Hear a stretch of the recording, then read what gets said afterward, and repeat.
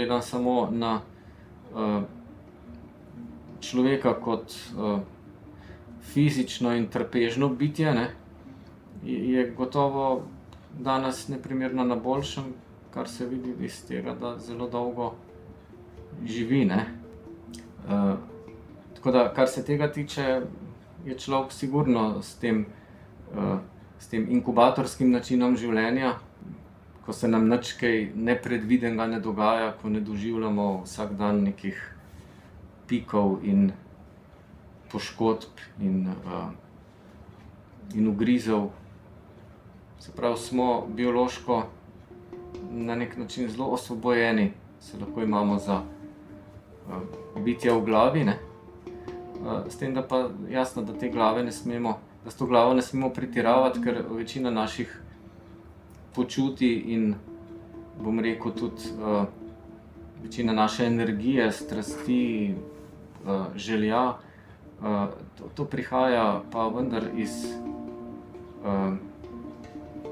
organizma, iz biologije, ne. Če nas ne stisne v želodcu, se ne bomo potrudili, da bi nekaj naredili, ne. Vemo, kaj bi mogel glavni junak narediti, ampak pravzaprav s prstom pa ne bi migali, če ne začutimo, da je treba, ne.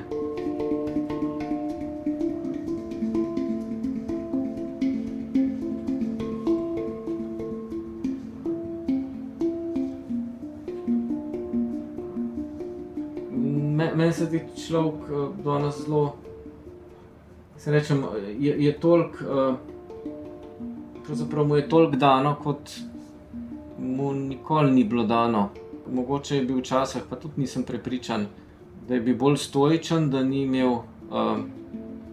imel tega občutka, da se da stvari spreminjati, da se da vse nekam narediti boljše za sebe. To je po svoje frustrirajoče, ne, če imamo občutek, da lahko individualno in individualistično ogromno naredimo, ne, je to po svoje osvobajajoč občutek, ampak po drugi strani je tudi strašno obremenjujoč in frustrirajoč občutek, ne. Po drugi strani je bolj miren občutek, da si del, da si ena celica ene, recimo, velike familije, kot je v arabskem svetu, ne, da se od tebe ne pričakuje, niti sam ne pričakuješ, da boš kot individualist nekaj velikega naredil, ne. Jaz kadar se srečujem, recimo, v arabskem svetu z ljudmi, me vedno fascinira ta razpoložljivost ljudi do svojega klana, ne. Seveda, mi planemo v luft, ker rečemo, to je kršenje človekovih pravic, ampak po drugi strani je to veliko povečevanje tega človeškega trenja med željami in pa med kulturnimi vzorci, ki pa zagotavljajo preživetje. Ker je pa treba vedeti, da je osnovni biološki motiv človeka je pa vendarle preživetje, ne.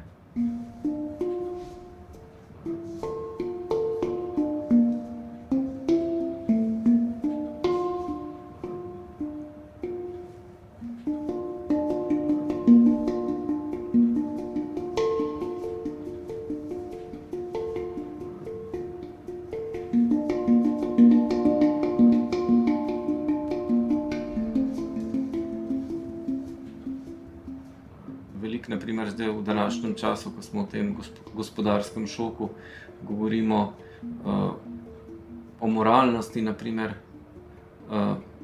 da ta ni moralen, ni moralen, ampak pozabljamo, da moralnost pravzaprav ni nekaj od zgoraj danega, ne. Moralnost je samo človekov, bom rekel, biološko-socialni mehanizem, da napoveduje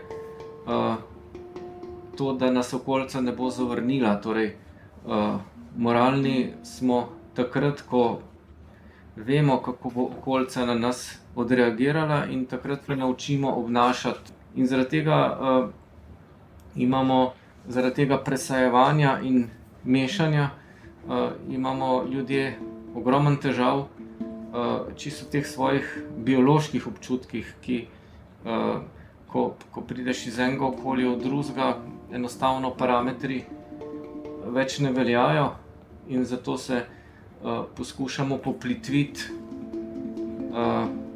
na neka obnašanja, na neke vzorce obnašanja, ki jih pravzaprav dobivamo iz medijev, iz televizije, ampak ti vzorci obnašanja pa pravzaprav nam zelo malo smernic dajo pri tistem globinskem ravnanju. Mi se lahko obnašamo tako, kot mediji želijo, ampak to nima zveze z našo moralno mirnostjo ali pa moralno nemirnostjo.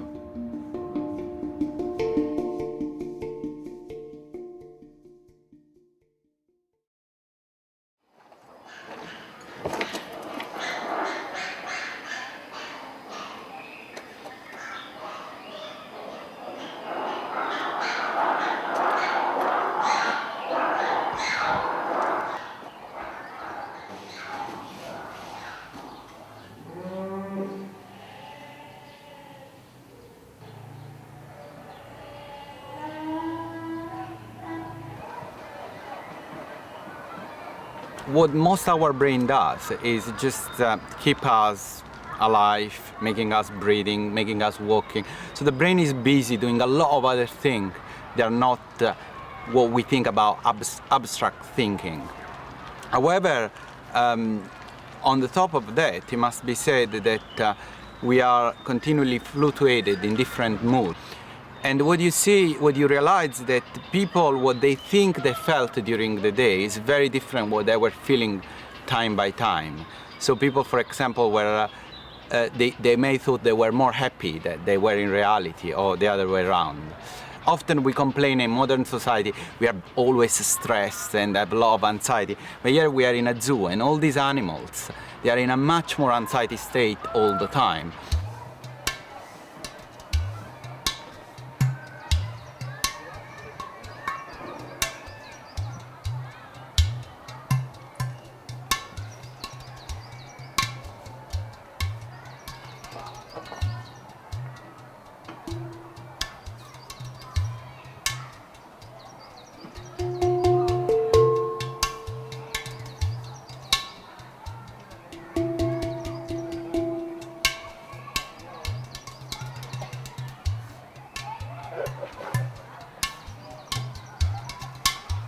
My area of research is decision making. I often use this word constructing preference because I want to give you the idea that preference is not a stable thing.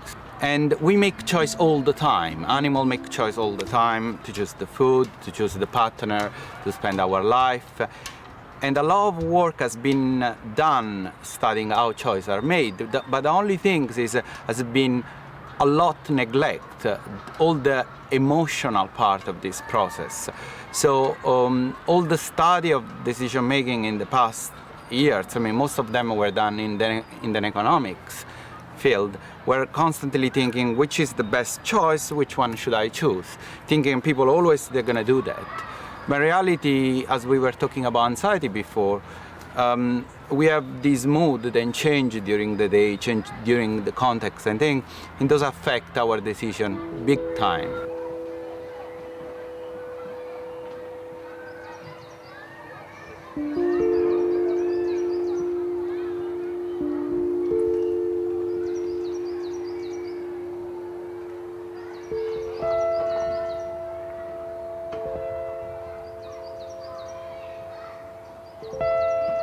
The reason why people are susceptible to the framing is because there is this emotional response in amygdala that is too little part of your brain. That amygdala is from Latin almond. It's like too little almond in your brain that normally respond, and everyone most of animals, I mean, amygdala is a very prehistoric part of the brain.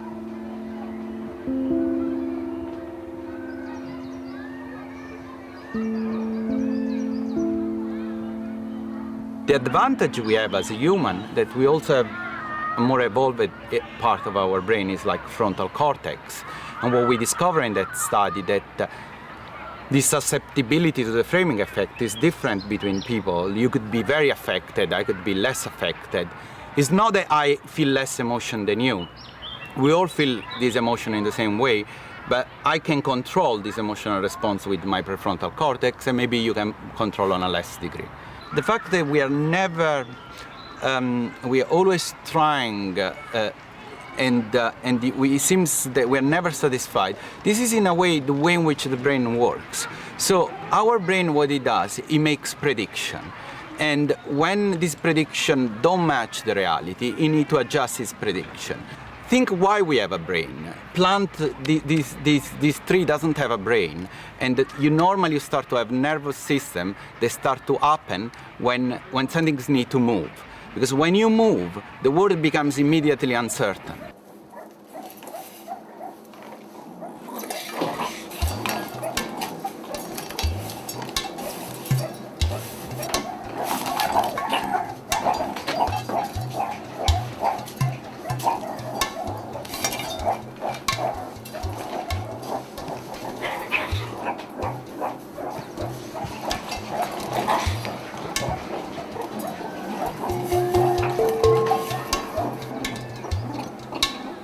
This constant struggle is what we are made for. I mean, otherwise we are never gonna, because we need always to catch up with the world that change in front of us.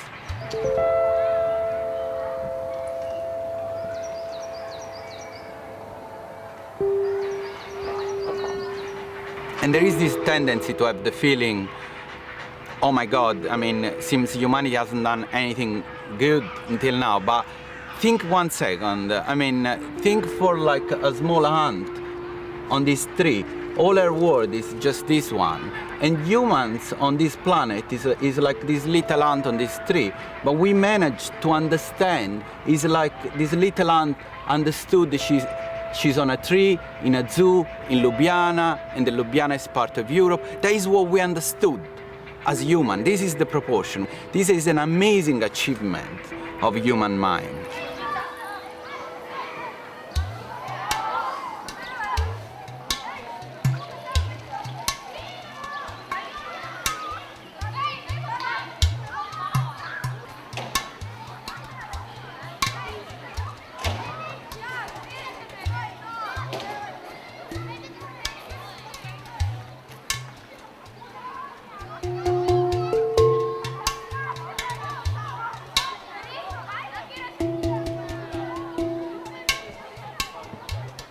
Because often people think that when you understand something scientifically, you ruin the poetry of it.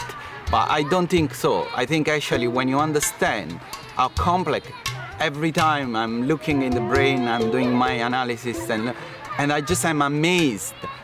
It's beautiful. I mean, it's like poems. It's beautiful understanding things deeply.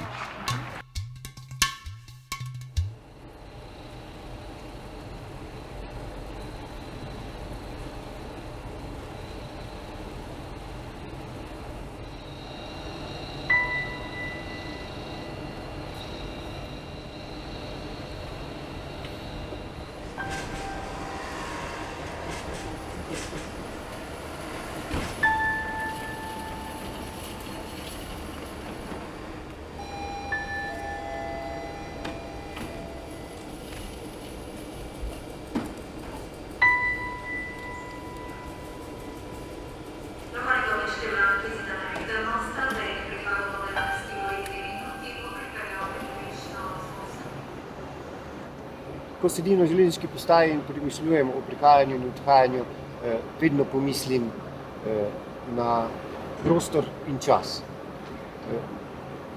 Bistveno nas opredeljuje čas, nas opredeljuje to, da smo minljivi, da smo z neke tišine prišli in da odhajamo v neko tišino.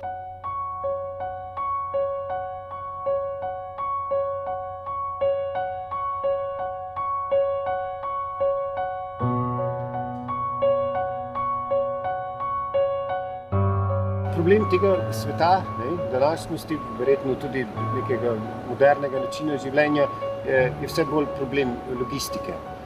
Kako nekaj temeljnih, nekaj najbolj krhkih reči spraviti skozi prostor. Nenehoma se ukvarjamo s tem, kako vedno večje količine informacij, ljudi, denarja, procesuirati, kako spraviti skozi medije, po železnicah, po zraku, po ladjah. Na koncu pa vidimo, da to, kar je ostalo, so bile v bistvu najbolj krhke reči. Ostalo je nekaj poezije, ostalo je nekaj misli, ostalo je nekaj lepih slik, nekaj trenutkov, nekaj drobcev, s katerimi poskušamo rekonstruirati oziroma osmisliti več kot 100-tisočletno neko zgodovino človeštva. Ko se bo internet, ko se bojo telekomunikacije v nekem trenutku, če se pretrga ta linija, če se to razdrobi, bo od tega današnjega sveta ostalo prav tako malo in prav tako drobnega, krhkega, kot je ostalo od vseh prejšnjih dob človeštva.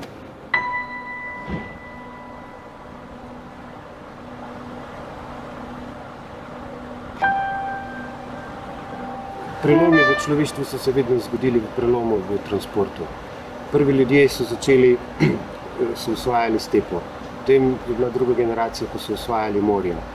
Smo v trenutku, ko se človeštvo na nek način ta planet obvladalo in smo na neki meji. Ni več ladij, s katerimi ni več vlakov, ni več letal, kamor bi odšli. In smo prišli do te meje, ki jaz pravim meja univerzuma. Danes je človeštvo pripravljeno za to, da bi odpotovalo v vesolje. To je neka imaginarna meja prostora in tudi časa, ampak po svoje kot pesnik bi pa rekel, da je vesolje pravzaprav prostor, ki je v nas. In jaz govorim o tem, da ne gre več toliko za komunikacijo, za logistiko, gre preprosto za neke korespondence, ampak korespondence med vidnim in nevidnim, med tem, kar je najbolj globoko v nas in med tem, kar je najbolj obče, kar je najbolj zunaj.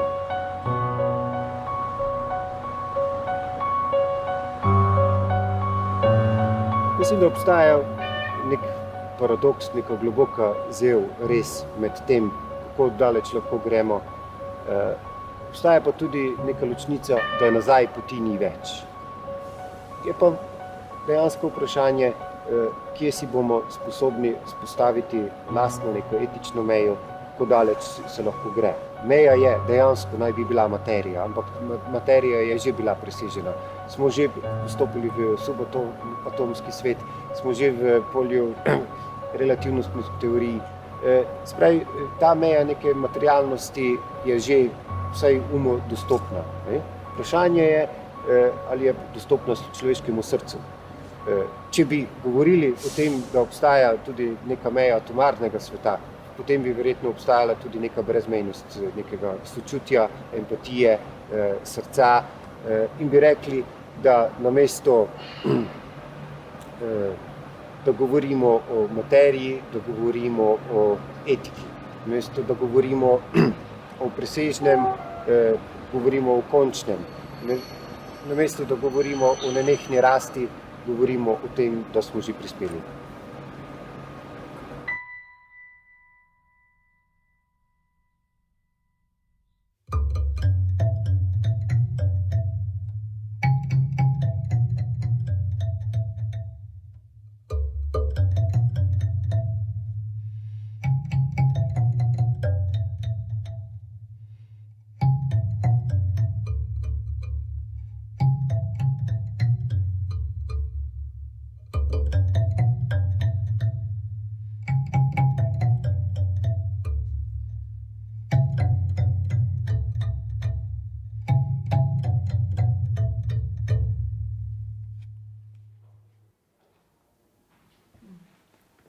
Art has nothing to do with egocentrism. I think for me art has to do with a kind of generosity, but at the same time, a lot of my works do not want to communicate. The reason, for example, I choose in Maribor the old Galleria is because I like these spaces who are old, a kind of smell of tradition, a kind of not spectacular. Because a lot of contemporary museums, they look like supermarkets. Everything has to be today entertainment. We have to communicate with the public. A lot of my work doesn't want to communicate. A lot of my work wants silence, wants loneliness.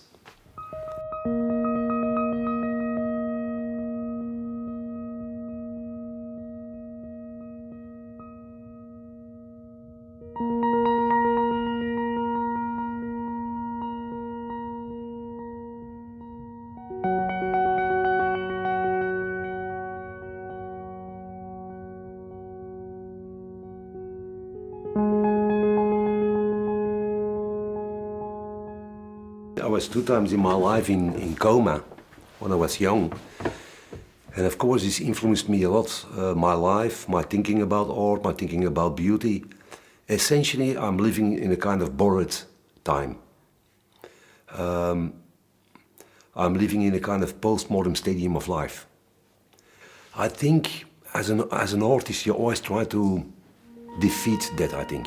You have this idea, this utopic idea, I think, that your work is stronger than yourself, that your work lives with its own rules, with its own riddles, and that the work will survive. And that means also this ironical thought inside that you also will survive.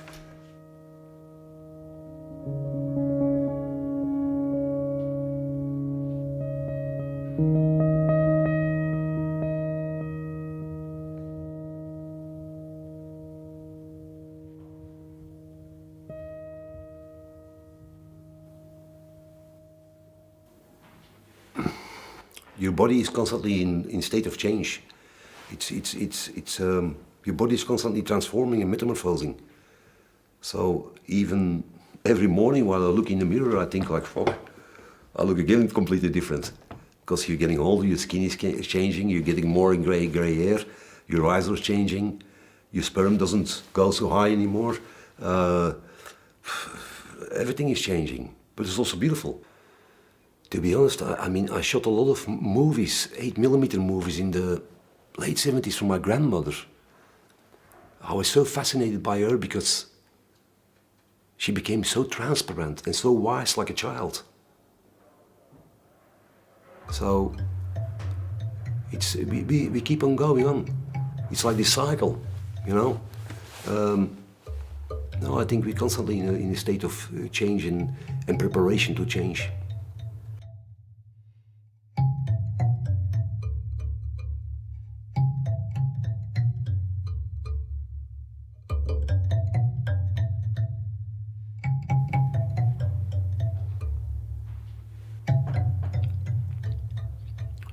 What makes me a human? Because I'm better than an angel. Because an angel is perfect, not guilty, it is static. And I think a human is all the opposite. We are imperfect, we're always guilty, we're in movement constantly. So I think a human didn't do bad compared with an angel. An angel is perfect. But we, with our 200 grams of grey mass, over 40 millions of years, we didn't do bad. We failed constantly with these mistakes we're full of. And we always try to make the things better. So essentially, I believe in human. I believe that the body, because I research the body a lot, that we have the body has a knowledge, a wisdom, and memory. So I refuse robotica, I refuse biotechnology. All my sculptures are made from material from the human body. But at the same time, the most beautiful organ and the most sexy one is the brain. Huh?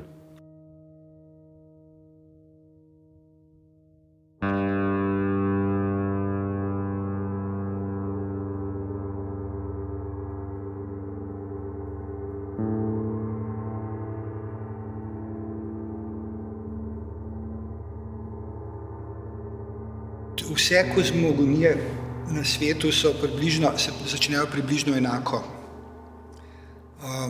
Neko bitje, stvarnik, demiurg, karkoli, je vzel materijo, jo je izoblikoval, se pravi, vzel je del iz zemlje in zdaj, kar je to blato, glina, karkoli, in potem je vdahnil dušo, jo je animiral, se pravi, vdahnil je nekaj, kar pride od gor, z neba.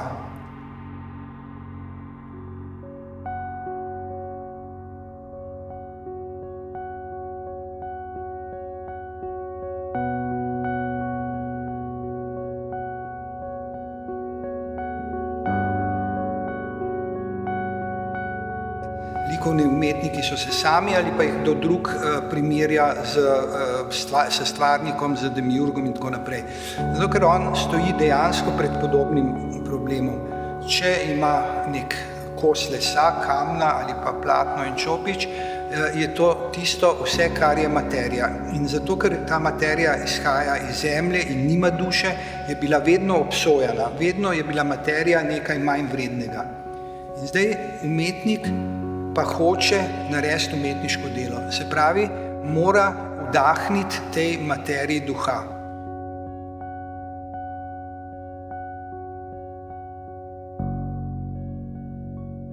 Potem je pa ta pojem božanskosti, so pa zamenjali pojmi, kot recimo iz narave izluščiti sublimno. Ne? Kako zdaj upodobiti sublimno?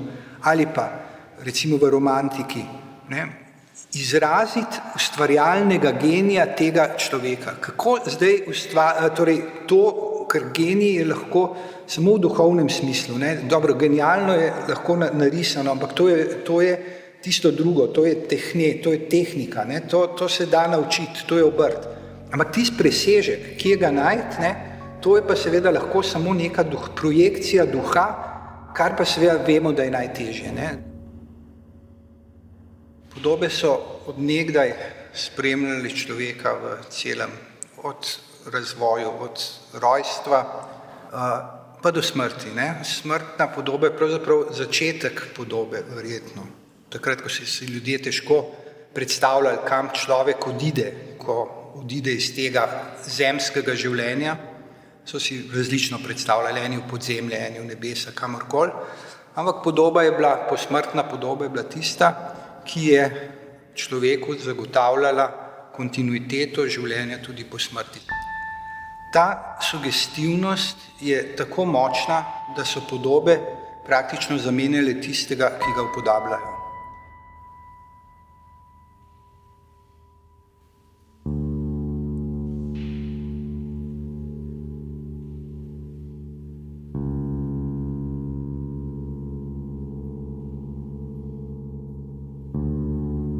Seveda se vsaka umetnost, torej več ali manj trudi človeka narediti boljšega, ampak v smislu tiste ideologije, ki jo ta umetnost zastopa. Ravno tako traja, odkar so podobe, so jih tisti, ki niso hoteli boljši ljudje v smislu te podobe, so jih uničevali. Se pravi, podoba je povsem zamenljiva. In verjetno je v nekem trenutku v tem rivalstvu za besedo prevzela vodilno vlogo.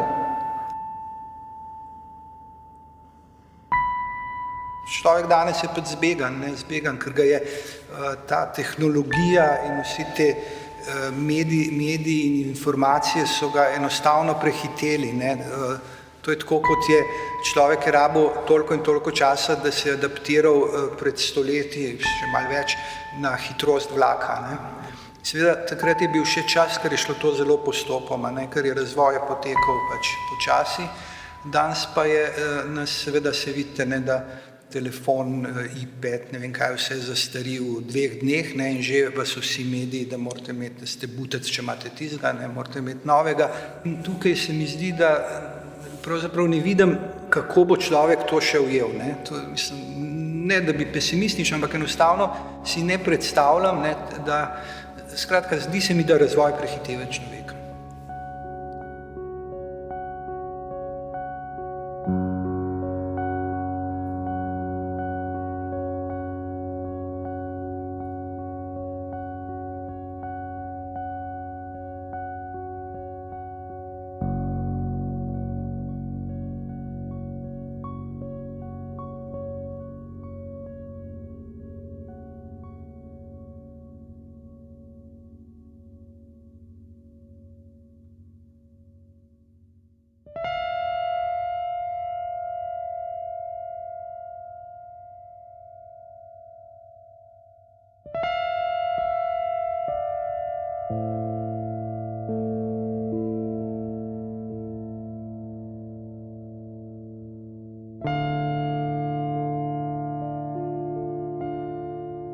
Sono nata in una famiglia che era avanti di un secolo ai suoi tempi, in cui babbo e la mamma erano perfettamente uguali, non avevano ruoli, facevano quello che c'era da fare secondo le necessità e mi hanno sempre lasciata libera, responsabilizzandomi, e io sono stata molto più libera delle mie coetanee.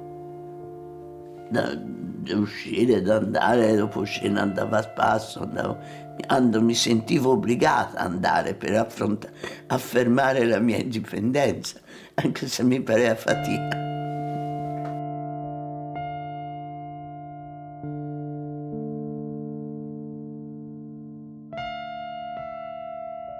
Io sono un fisico che applica, insomma, mi piace la fisica e l'astrofisica è una scienza che utilizza tutte le branche della fisica per interpretare, per capire che cosa sono le stelle, i corpi celesti, come si formano, perché brillano, come invecchiano, Ecco, tutto quello che sappiamo sui corpi celesti lo sappiamo analizzando la radiazione. Cioè solo il 5% è materia di cui siamo fatti anche noi, tutto ciò che ci circonda. Il 23% è materia oscura, cioè che si fa sentire per la sua forza d'attrazione gravitazionale, ma che non emette nessun tipo di radiazione, e il restante 72% è energia oscura, un'energia che accelera l'espansione dell'universo e quindi un'energia che si oppone alla forza di gravità e che non sappiamo cosa sia. La materia oscura si suppone siano particelle elementari ancora sconosciute. L'energia oscura potrebbe essere una proprietà dell'universo, insita proprio parte dello spazio, come potrebbe essere un qualcosa che è dentro l'universo, ma non è parte dell'universo. Non si sa. Più oscuro di così.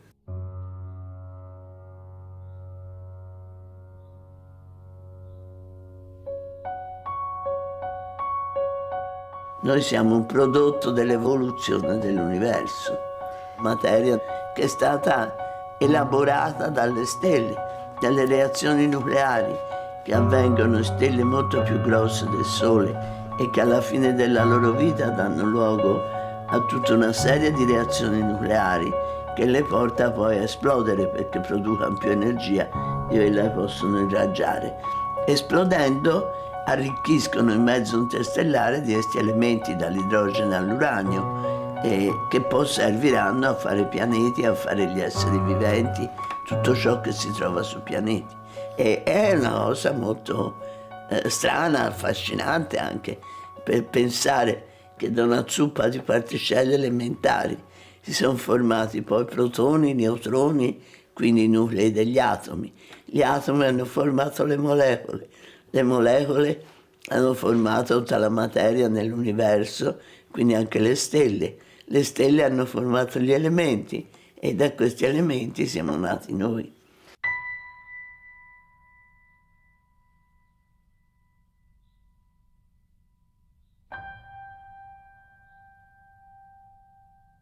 Si comincia ora a rendersi conto che siamo in grado addirittura di stravolgere il pianeta e quindi a rendersi conto della necessità di un maggior rispetto della natura, delle fonti d'energia, del risparmio, e sono cose che si impara ora. Intanto si è capito che siamo un prodotto dell'evoluzione dell'universo e questo è come è fatto l'universo, come evolve, cosa sono le stelle, si è capito nel giro di poco più di un secolo. Quindi da questo bruscolino che è la Terra abbiamo capito di molto, cioè il come è fatto l'universo, non sappiamo il perché c'è l'universo. La scienza non risponde al perché.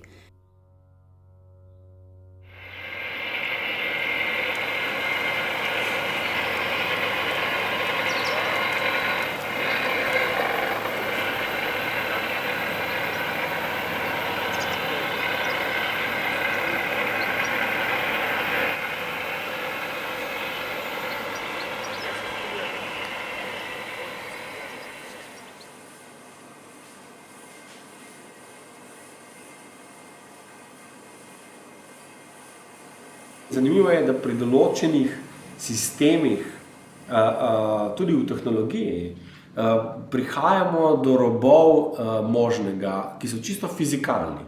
Ne? Določene materijale smo pripeljali skoraj do njihovega največjega izkoristka.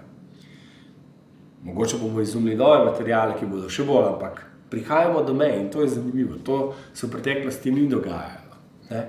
In vprašanje časa je, kdaj bo pač ta planet postal tako spremenjen, še več kot je zdaj, da na njem ne bomo mogli več živeti na nekih velikih površinah. Tako da zdaj je spet en ta transhumanizem zelo na pohodu in imajo določeni ljudje dovolj kapitala, da lahko sanjajo v tej smeri.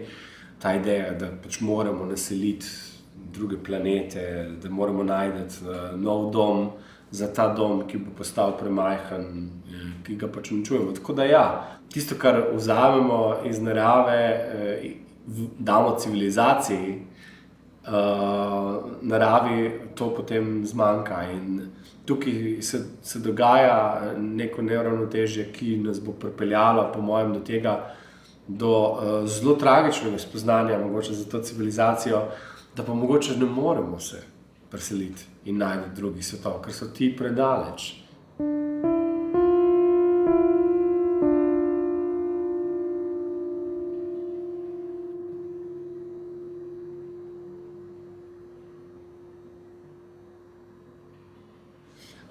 Seveda kamnolom je tipičen primer. Lahko kamnolom narediš tako, da zgradiš tunel v zemljo in da še zmeraj narava in ekosistem okrog tega kamnoloma ostane zelo neokrnjen, ali pa ga narediš tako, kot so ga potem po vojni tukaj naredili, ker pred vojno je bil to tunel in se ni videlo, da je kamnolom, ker pol hriba zmanjka. Ne? To sta dva principa delanja kamnoloma. En je dražji in bolj kompleksen, in omogoča manjši dobiček, drugi je pa zelo hiter, omogoča hiter dobiček in na dolgi rok seveda enormno izgubo, ki je nepopravljiva. In kamnolom je tak tipičen primer. Seveda pa kamne in cement rabimo, da svojo civilizacijo peljemo naprej.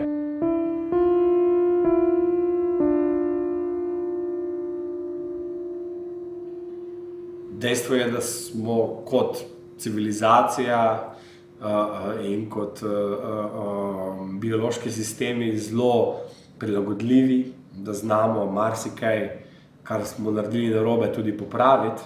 In tle je edino upanje v resnici. Prav v človeški kogniciji, ki je sposobna največjega uničenja in seveda najbolj fascinantnih in konstruktivnih struktur. Tako da predvsem za to, da ne bi prišlo do uničenja in da bi gradili ali pa pustili sistemu sveta in narave, da gradi sam, ker to zna zelo dobro. Zato je treba pripravljati naslednje generacije, po mojem.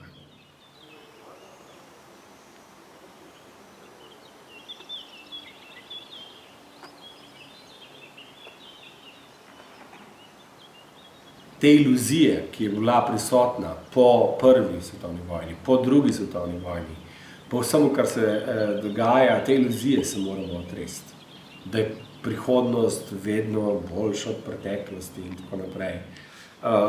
Vsekakor bi bilo pa zelo pomembno, da vse tisto, kar se je civilizacija, oziroma so vse civilizacije, ker jih je več, naučile, da bi to ostalo kot neko vedenje, ki bi bilo zelo globoko zapisano v zavesti človeštva, še posebej modernega, še posebej tega v tem prvem svetu, ki ga je pač z nastopom industrijske revolucije in kapitalizma konsekventno, ki je izgubil v resnici te popolne orientacijske mehanizme. Ne?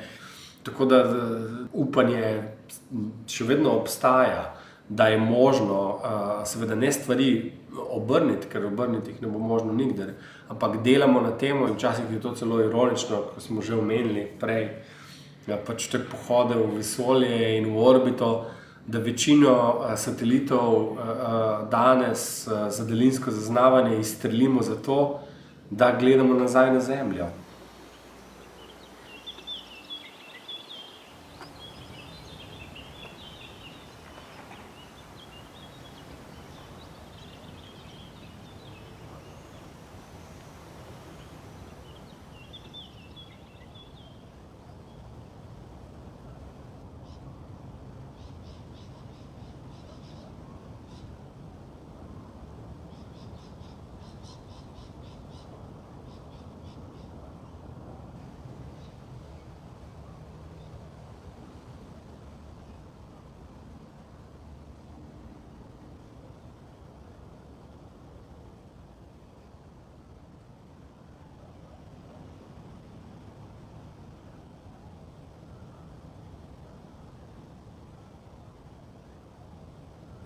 Položaj, v katerem je človek danes, mislim, da je zelo zanimiv, zaradi tega, ker vključuje tako pot nazaj kot pot naprej. Smo v enem takem trenutku, ko bi se morali povezati s svojim izvorom, to pomeni z naravo, z Zemljo, s kozmosom, ampak po drugi strani bi pa morali iti tudi naprej, ker nekako smo zaobjeli svojo znanostjo in svojim znanjem ta materialni svet, kar zame pomeni spoznati druge svetove, ne samo ta materialni svet, ampak druge razsežnosti resničnosti. Jaz mislim, da je resničnost veliko bolj bogata, kot da bi vsebovala samo ta materialni vidik.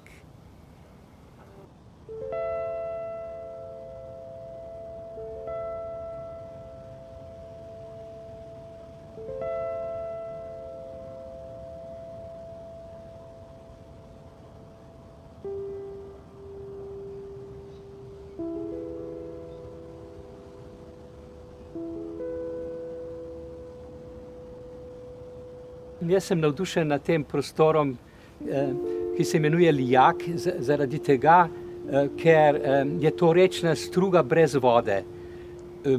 To pomeni, da tisto, kar se tukaj dogaja kot življenjska sila, ne prihaja iz materialnega nivoja, ampak z energijskega, ker za mano v tej gori pod Trnovskim gozdom so ogromna jezera in iz teh jezer samo nekajkrat na leto bruha reka.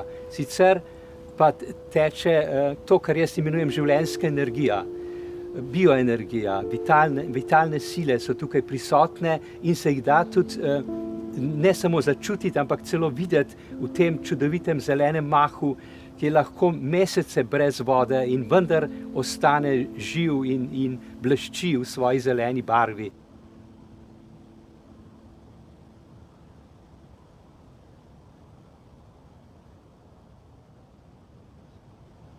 To, kar jaz imenujem inteligenca narave ali pa elementarna bitja zemlje in narave, je pravzaprav visoka inteligenca. To je tista inteligenca, ki ureja vse procese v naravi in narava je visoka tehnologija. Recimo en metulj, kako leta znanstveniki danes gledajo metulja, da smo letala naredili, smo gledali ptice. Narava je razvila boljše tehnologije, kot jih lahko mi razvijemo. In predvsem zaradi tega, ker te tehnologije so sposobne vsebovati življenje in ne samo stati zunaj življenja in kot robot nekaj delati z življenjem. In mi moramo poklekniti in reči, do tukaj smo prišli po tej poti in od zdaj naprej več uničimo, kot ustvarimo. Torej, začnimo se učiti od inteligence narave, od inteligence kamna. Mislim, da vsak kamen vsebuje inteligenco od celega vesolja.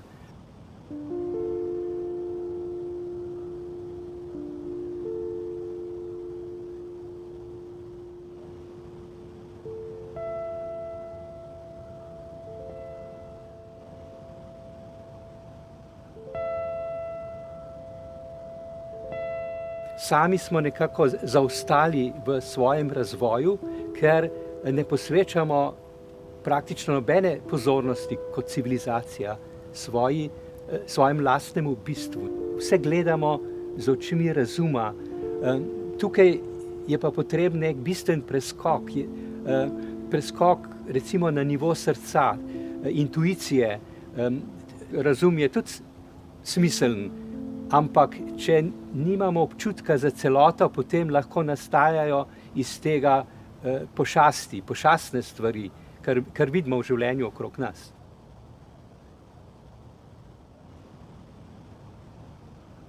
Mi sami smo v svoji odtujenosti, v tem, da smo šli stran od samega sebe, potem postali demonski in srečamo tako kot samega sebe v obliki te tujosti. Zato tudi mislim, da absolutno mislim, da se ne da narediti miru na zemlji ali pa da je nesmiselno se ukvarjati z mislijo, da bomo ekološko rešili ta planet, če se mi ne spremenimo. To je naš izziv. Da bomo sposobni spet najti svoje lastno jedro, svoje lastno izhodišče in od tukaj videti svet na nov način in potem tudi na drugačen način z njim ravnati. Ali pa se bomo sami sebe razsuli po to svojo kreacijo. Tako kot pri dinozavrih. V nekem trenutku ta linija ni šla več naprej, to so bila gigantska, čudovita bitja, kot naši nebotičniki ali pa nadzvočna letala. Ampak naprej ni šlo, smo morali začeti pri miški. In mi smo ta miška danes, ki se je razvila.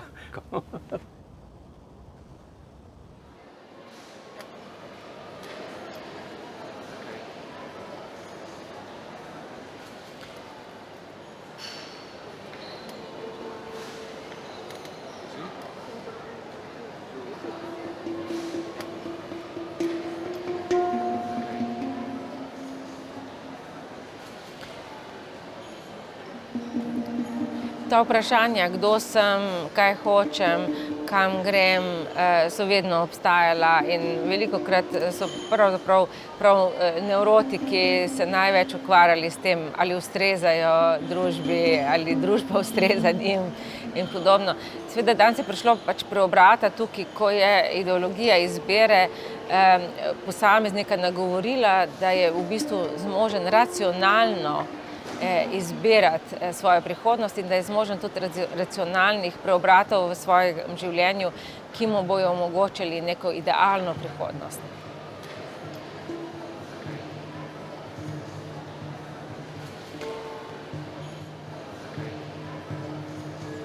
Tukaj je prišlo recimo do enega paradoksnega preobrata, ko posameznik dojema danes, da lahko racionalno spreminja svoja čustva. In predvsem, da lahko racionalno deluje tako, da bo vplival na čustva drugih.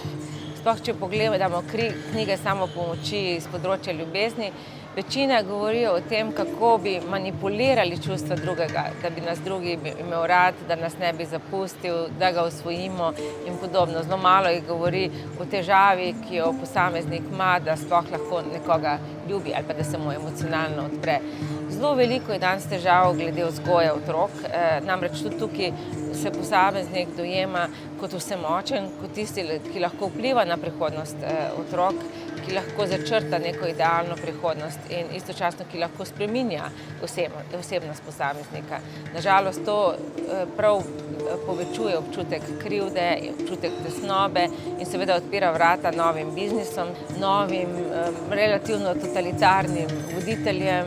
Ni čudno, da imamo toliko televizijskih oddaj, kjer ti razni svetovalci, coachi ali pa superneni govorijo, kaj moraš narediti, kaj moraš obleči, kako moraš skrbeti zase, za druge. To so pač neki začasni gospodarji, ki delujejo, kot da nimajo dvoma, kot da nimajo teh tesnob, ki jih posameznik ima. Seveda takrat, ko se z njimi ne strinjamo več, jih hitro zamenjamo z drugimi.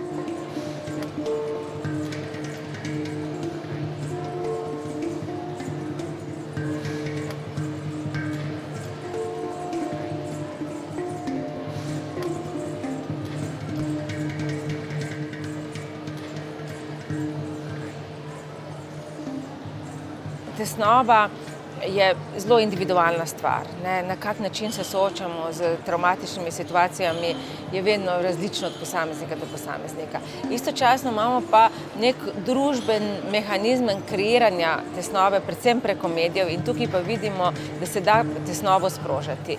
Ko imaš medije, ki ves čas recimo govorijo o nevarnosti, ki prihaja in podobno, in na drugi strani, ko imaš to strašno tesnobo glede preživetja, ekonomskega, glede preživljanja svojega življenja, potem ideje odgovornosti za svoje zdravje. Vse to danes na nek način povečuje naš občutek tesnobe, predvsem pa način delovanja kapitalistične družbe, ki vedno bolj temelji na tem, da ljudje nimajo dolgih zaposlitev in da imajo nenehno občutek, da morajo tekmovati z drugimi.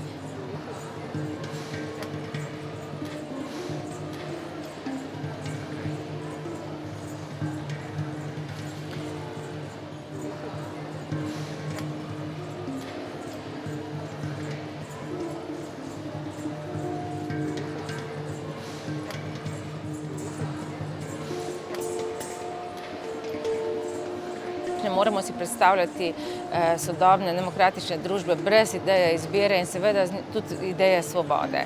Skratka, ta vera v možnost, v uspeh, v neko idejo bogatstva, ki je za vogalom in za vsem dosegljiv, je bilo gonilo in še je gonilo kapitalizma. Pripeljalo je seveda paradoksalno do tega trenutka, da je izbira v bistvu postala nekaj, v kar verjamemo, kar pa vedno manj imamo možnost v bistvu uporabljati. Ne? Da lahko izbiraš način življenja, tudi recimo svoje lastno zdravje, oblikovanje telesa, kaj bo s tvojimi otroci, pa tako. Moraš imeti predvsem zelo veliko denarja in drugič veliko prostega časa. Večina ljudi danes tega nima, živijo v nenehnem krču, ker pa še vedno verjamejo v ideologijo izbire, pa paradoksno krivijo sebe za svoje neuspehe, se nenehno čutijo krive, čutijo se, da niso sami naredili dovolj za svoj uspeh in vidimo, da ideologija prav prek tega mehanizma zelo dobro nadzoruje posameznike.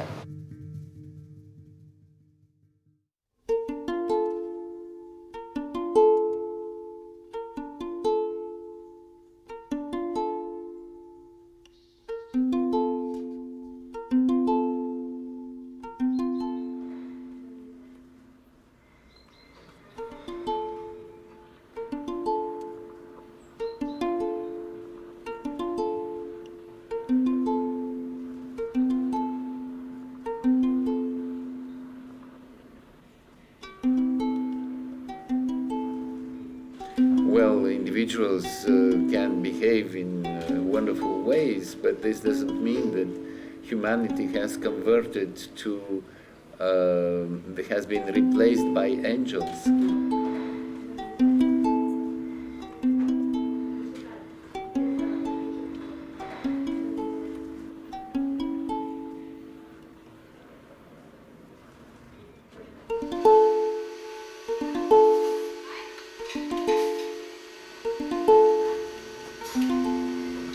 During Enlightenment time, some great thinkers believed that human beings can eliminate all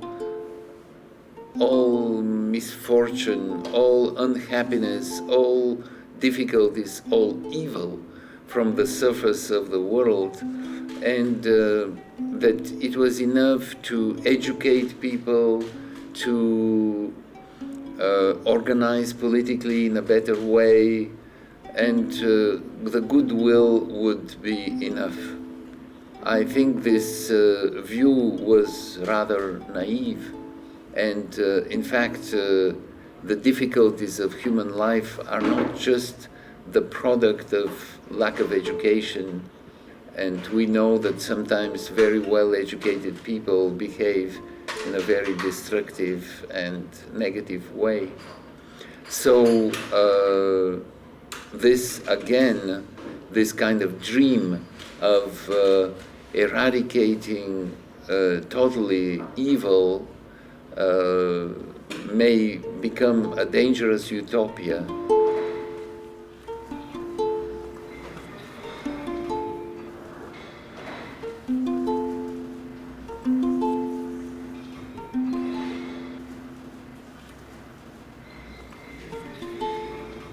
I don't think that human beings have changed radically since the time of the ancient Greeks, for that matter. The technology has changed enormously. The laws have changed, but human beings behave in still perfectly resembling ways. And the proof of this is our ease, the ease with which we understand the Iliad, the Odyssey, Oedipus Rex, or Antigone. We understand these basic human passions beyond all the differences. So we don't have to bother about that.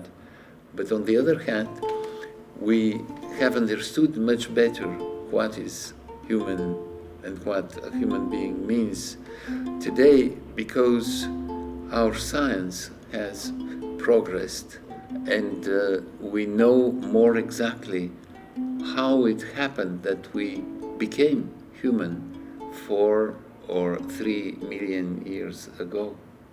So we learn more about that, and it is positive knowledge. It is not any longer a question for philosophers or for moralists or for politicians, but for the specialists of humanity.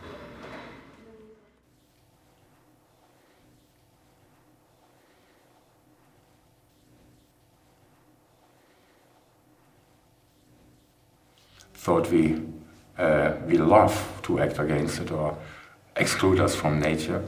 We can't. Even we live now here, we are at the moment here in this underground water supply company. We still have air, we still have light, you know. We could live here for long because nature goes through it.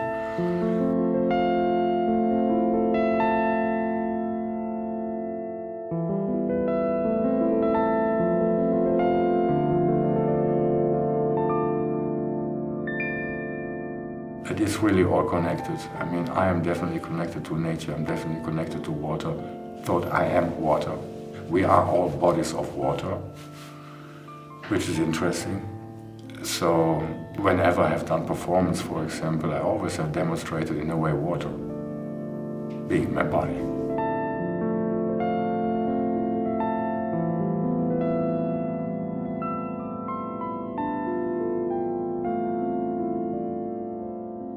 Well, not all water is processed. Yeah. We have wild, free water. There are still in good natural environments, many springs, and this water is absolutely without risk, potable, drinkable. But of course, civilization has become lazy, so we are relying more on water supply systems for cities. It is a big issue because the water consumption in civilized areas or in urban areas is tremendous. The most water is not put into your mouth. The most water is wasted.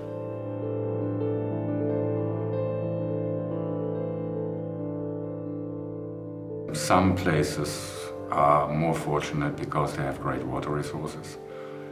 They have to do less effort to secure it, to proceed it and secure it. I think the fact that more and more people drink from bottled water, which is insane, because you know, a bottle of 33 cl water now is more expensive than a cup of coffee or a liter of petrol. They do that because they trust bottled water more. But in the EU, generally speaking, in the EU, the water quality which comes out of your tap is good enough to drink from it without health hazard.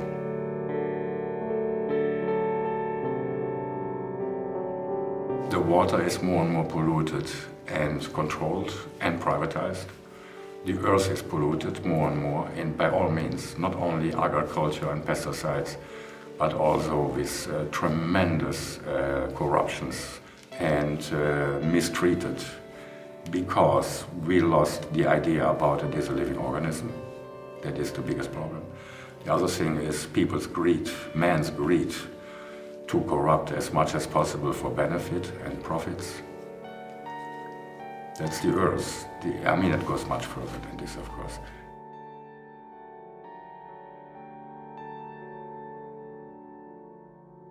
As today, in our Western modern civilization, people became mainly scared for people. There is like a fear because we have learned what people can do and what we see in daily media, for example. We have a lot of reason to be very cautious about other human beings. And I think the combination greed and fear is about a modern society condition. And it is a very bad combination, greed and fear.